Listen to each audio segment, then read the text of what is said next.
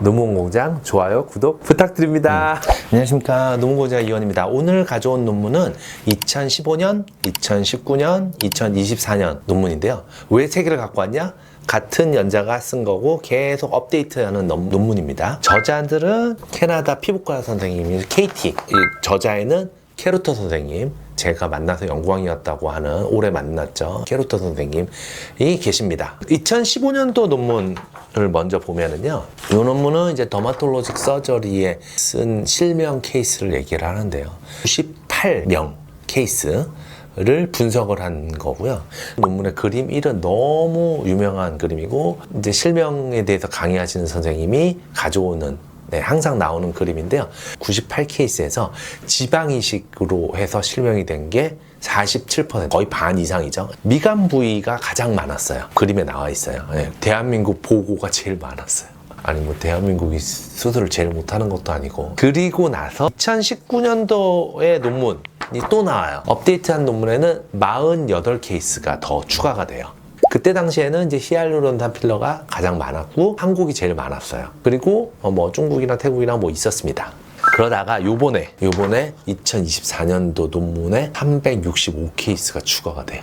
어마어마한 거죠. 중국에서 보고가 엄청나게 하는데 365케이스에는 이 논문의 그림 5번과 그림 7번에 나오는 게 어느 부위냐를 봤을 때 40%가 코필러 입니다. 그리고 그림 3번과 같이 중국 케이스가 229케이스로 한국보다 훨씬 더 많아요.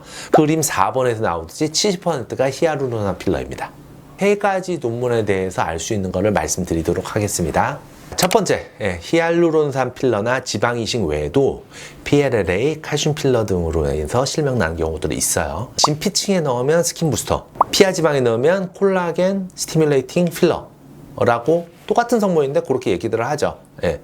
콜라겐 자극 필러. 콜라겐 자극 필러들은 똑같이 히알루론산하고 똑같이 지방이식하고 똑같이 실명 가능성이 충분히 있습니다. 그러니까 진피층에 넣으면 비교적 안전하지만 피하지방에 넣는 것들은 모두 실명 위기가 있습니다. 두 번째로 알 수 있는 거는 2015년 이전에는 지방이식이 되게 많았어요. 근데 현재는 히알루론산이 압도적으로 많습니다. 왜냐? 히알루론산 필러를 많이 사용을 한다는 거예요.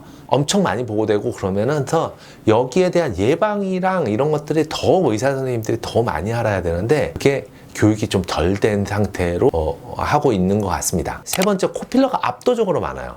캐뉼라가 훨씬 많습니다. 요 밑으로 해가지고 하는 캐뉼라 안전한 거 아니에요. 대부분 선생님들은 안전하다고 생각하시는데 절대 안전하지 않습니다. 캐뉼라로 하시면 안전하다고 생각하시는 선생님들은 교육이 꼭 필요합니다. 두 번째, 응급 상황에 대비하셔야 돼요. 예방이 우선입니다. 저는 개인적으로 미간하고 팔자 부위 할 때는 초음파 먼저 보고 혈관들 다 확인하고 시술을 하고요. 만에 하나 피부괴사 같은 문제가 있을 때 저희 병원에서는 고압산소 치료기도 있습니다. 고압산소 치료기에 도움을 받을 때도 있습니다. 시술을 하고 응급 상황에 대비하셔야 됩니다.